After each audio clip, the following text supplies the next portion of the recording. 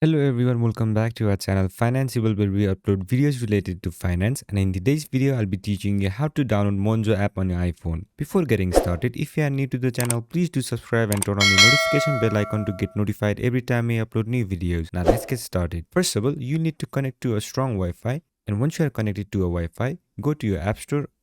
And once you open up your App Store, make sure you log into your account. Once you log in, tap on this search icon and then tap on the search bar. Now type in Monzo.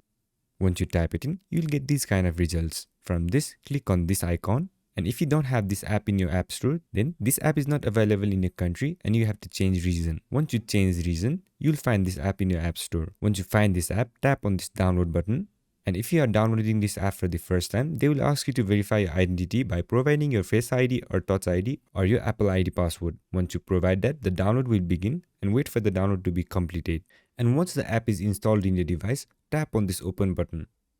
Now you can log into your account or create a new account and use this app. So this is how you do it. I hope this video was helpful, and if it was, don't forget to leave a like, comment and subscribe and turn on the notification bell icon to get notified every time we upload new videos. And I'll catch you on the next one.